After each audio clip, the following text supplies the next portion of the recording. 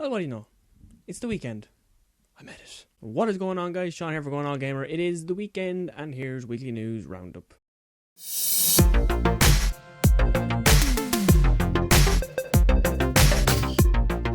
Welcome to Weekly News Roundup, covering top gaming news stories of the week. And kicking off our news this week, Star Wars 1313 may not be as dead as we thought it was. Star Wars 1313 was set to be a third-person shooter game that actually looked genuinely good. However, when Disney bought up LucasArts in 2012, the game was basically abandoned. However, in an interview this week, Kathleen Kennedy, who works for Lucasfilms, came out and said that there's a lot of Star Wars material that Disney would very much like to explore, Star Wars 1313 included in that. So in terms of the game being announced that it's in development, they're kind of a bit away, let's just say that. But the game actually has hope of being remade, and that's pretty cool because it genuinely looked savage. So here's hoping. In other news, System Shock 3 has been announced. System Shock is a classic franchise most known for inspiring the BioShock franchise, and this week a countdown site popped up which basically confirmed the game because it had System Shock 3 plastered all over it. That's pretty much all that's been announced in the game. We should be getting more details in the next coming days, but so far nothing much, only that it's been announced. So stay tuned for more details on that. In other news, the Final Fantasy VII Remake will be episodic. Lots of news has emerged on the Final Fantasy VII Remake this week,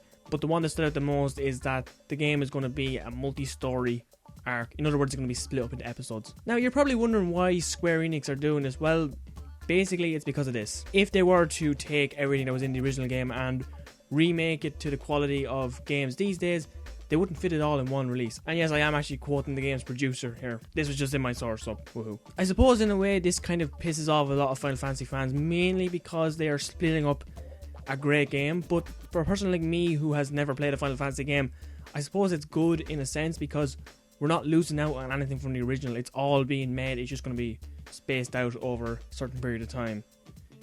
Yeah. Hopefully everything's included in there. Just hopefully. Next up, a rumour has started this week that CD Projekt Red will launch their next title, Cyberpunk 2077, in 2016. However, this rumour has been pretty much debunked straight away, mainly because it's already been announced that CD Projekt Red won't be talking about this game until 2017 at least, and also because they have confirmed that they are going to focus mainly on The Witcher 3 Wild Hunt in 2016. So the chances of Cyberpunk 2077 being released next year are pretty much slim to none, more so than none, but who knows, they might drop the bomb on us and just release the game. I doubt they will, but who knows. And finally, Assassin's Creed Syndicate's Jack the Ripper DLC is set to launch this month. The DLC will hit consoles on December 15th, followed by a PC release on December 22nd. We also got new story details on the DLC. It takes place 20 years after the events of Assassin's Creed Syndicate, which we kind of already guessed considering the game is set in 1868, but Jack the Ripper didn't come into London until 1886, I believe. We also know that the player will only be playing as Evie Fry, one of the twins from Assassin's Creed Syndicate, as Jacob's been completely removed, but as to why, we don't know.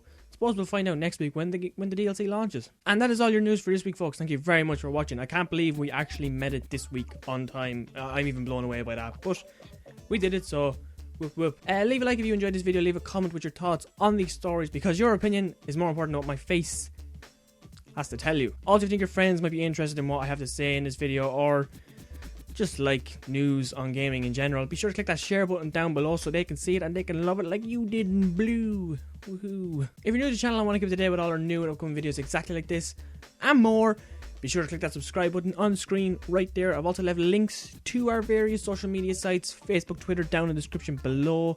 You can go and like our Facebook page, follow us on Twitter. It's a great way to keep up to date with us in everything that we do. So yeah, that's it. Once again, thank you very much for watching. Good luck, goodbye. Oh, and remember, for all your news, reviews, playthroughs, and previews, it's the Going On Gamer. Sometimes I wonder how I actually remember that outro. However, an interview video.